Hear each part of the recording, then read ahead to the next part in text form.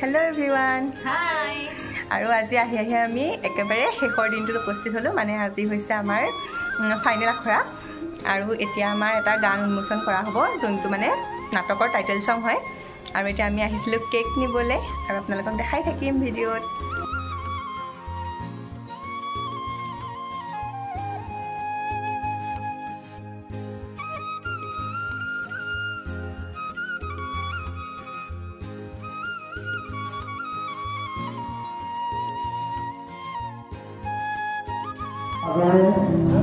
বৰ্ণিমান বৰাই আমাৰ ঘাঁ নাটকখনৰ লগত জড়িত এটি সংযোগ অতি কম দিনৰ ভিতৰত অতি কষ্ট কৰি তেখেতে আমাৰ মাজলৈ আগবঢ়াই দিছে গতিকে আজিৰ শুভক্ষণত আমি ঘাঁ নাটকখনৰ লগত জড়িত বিষাদৰ গান শীৰ্ষক গীতটি আমি উন্মোচন কৰিবলৈ আগবাঢ়িছোঁ এই গীতটি উন্মোচন কৰা মুহূৰ্তত ঘাঁ নাটকখনৰ নাট্য উদ্যান উত্তৰ বিজ্ঞান প্ৰযুক্তি বিদ্যা কেন্দ্ৰৰ বিজ্ঞানী ডক্টৰ পাঞ্জেশ্বৰ দাস ডাঙৰীয়াক আমি মঞ্চলৈ আমন্ত্ৰণ জনাইছোঁ তেখেতক আগবঢ়াই দিবলৈ আমাৰ বন্ধুসকলক ইয়াৰ আমাৰ মাজত ডক্টৰ পাঞ্জেশ্বৰ দাস তেখেতক এখনি পুনৰ যাব পাৰে মৰম যাচিব বৰ্ণিমান বৰাই ইয়াৰ পাছতে গীতটো উন্মোচন কৰিব লাগে মই ডক্টৰ পাঞ্জেশ্বৰ দাস ডাঙৰীয়াক মই মাইক্ৰফোনটো আগবঢ়াই দিছোঁ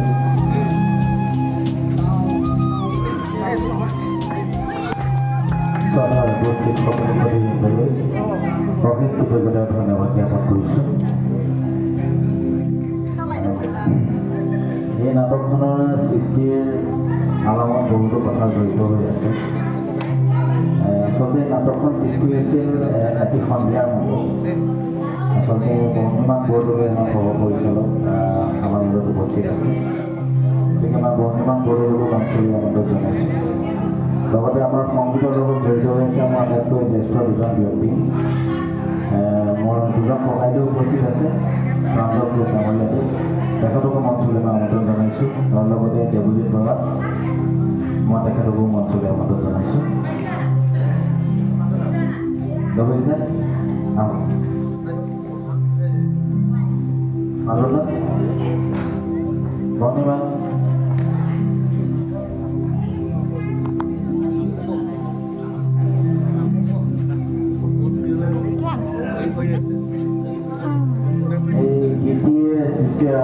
উপস্থিত থকা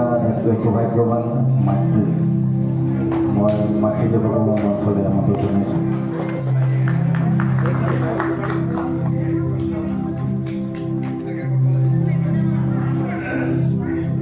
আৰু লগতে পোনপ্ৰথমে মই শুভেচ্ছা জ্ঞাপন কৰিব বিচাৰিছোঁ আজি প্ৰায় 8 দিনমানৰ আগত মোক এটা ফোন কল কৰিছিল আমাৰ মঞ্জিতে মন্দিৰে ফোন কলটো কৰি মোক ক'লে যে পাঞ্জেশ্বৰ দাস আমি এখনি ঘাঁ নাটকখন আমি কৰিব বিচাৰিছোঁ আমাক এখান ক'লোঁ কিয় নোৱাৰিম পাৰিবি কৰিব গতিকে সকলোখিনি উপস্থিত থাকিব গতিকে কিন্তু ইমান কম দিনত প্ৰায় 6 দিন বা 7 দিন আমাৰ আখৰা হৈছে এই 6 দিন আৰু 7 দিনৰ আখৰাৰ মাজত এই যে আপোনালোকে দেখিছে মঞ্চৰ ওপৰত উপবিষ্ট হৈ আছে এই কলা প্ৰকৃতি শিল্পীসকল এওঁলোকৰ কাৰণে কিবা এটা জোৰদাৰ নাচি কৰিব লাগে এওঁলোকৰ যিটো ইউনিটি সেই ইউনিটিটো বহুত ডাঙৰ কথা আৰু এই গাঁওখনৰ উত্তৰৰ ভৱিষ্যত তেওঁলোকে হ'বগৈ আৰু এওঁলোকে পথ প্ৰদৰ্শক হ'ব গতিকে মই জাষ্ট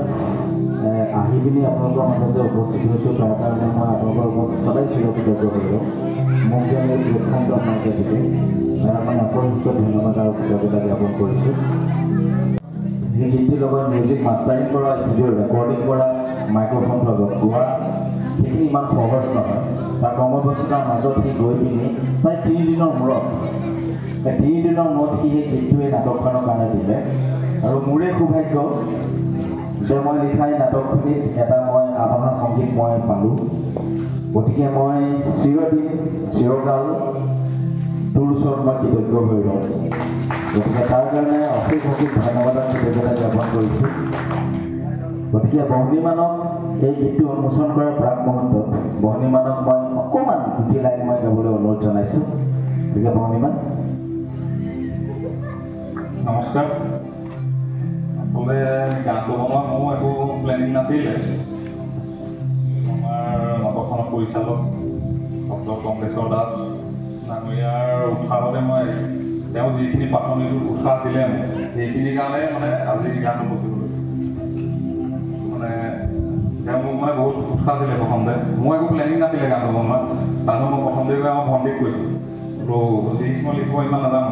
ভণ্টি বোলো লিৰিক্সটো পাৰিলে বনা এটা দিও লোৱা নাই ঠিক আছে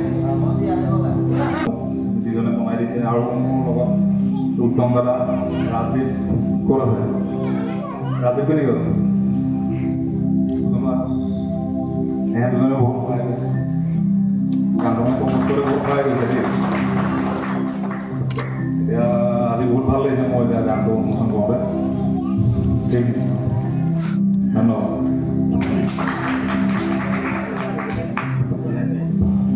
মই দুলান গুণগুণাই দিছোঁ আজি বুকু ইমান যন্ত্ৰণা কোনে আহি দিব মোক সান্তনা আজি বুকু ইমান যন্ত্ৰণা কোনে আহি দিব মোক সান্তনা বুকুতে বিষাদ নদী গলে তোমাৰে বেদনা দুচকু পকে ভোৰ মাজত চোৱা আমাৰ প্ৰতিচ্ছবি উঠিছে ভাহিছে যাব আঁতৰি দুচকু মেলিলো নাপালো পোহৰ দুচকু মেলিলো নাপালো পোহৰ পালো মাথো এই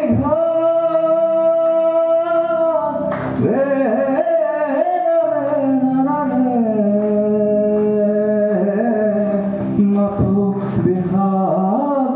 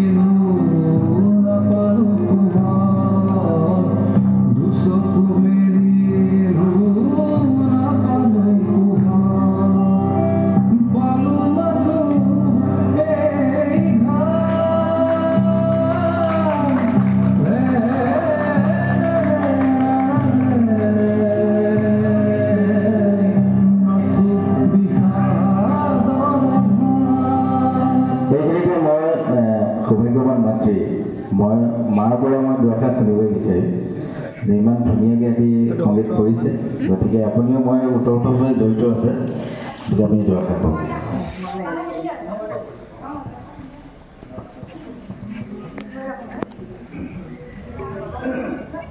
ধন্যবাদ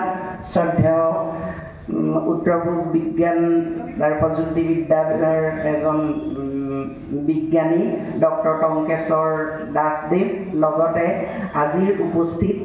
সমূহ সংস্কৃতিপ্ৰেমী ৰাইজ মোৰ অতি মৰমৰ সাংবাদিক ইয়াত উপস্থিত আছে ৰমেন শইকীয়া তেখেতক মই শ্ৰদ্ধা জনাইছোঁ হেৰি আচলতে গানটো মানে কি মই আমাৰ ঘৰখন একেবাৰে সৰুৰে পৰা মানে সংগীতৰ লগত জড়িত মোৰ মাৰ পৰা আৰম্ভ কৰি মানে মোৰ মাহীও আছে ইয়াত উপস্থিত থিয় হৈ দিব লাগে মাহীও ভাল গান গায় হেৰি পাৰ্বতী প্ৰসাদ বৰুৱাৰ সৰুচাই বাগানত মানে পাৰ্বতী প্ৰসাদ বৰুৱাৰ লগত মোৰ মা মাহী আদিয়ে মানে গান গোৱাৰ ইতিহাস আছে তথাপিও আমি মানে জড়িত মানে গানৰ লগত জড়িত আছিলোঁ কিন্তু মই ভাবিছিলোঁ যে মোৰ এই ল'ৰা ছোৱালীকেইটাই গান বাজনা নাগায় মানে জানে কিন্তু গান বাজনা কেলেনো নাগায় মই মানে তাক লৈ অলপ দুখিত হৈ আছিলোঁ তথাপিও এতিয়া কিছুদিনৰ পৰা দুইটা ককায়েক ভনীয়েকে মানে সংগীতৰ ওপৰত যথেষ্ট চৰ্চা কৰি থাকে মই তেতিয়া ভাবিছোঁ ইহঁতৰ কিবা এটা মোৰ ভাললৈ আহিছে নেকি সিহঁতি গান ভাল পাবলৈ লৈছে নেকি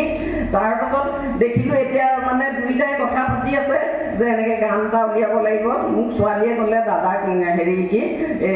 মানে ৰিচাৰ্চৰ ছাৰে গান এটা উলিয়াবলৈ কৈছে হেৰি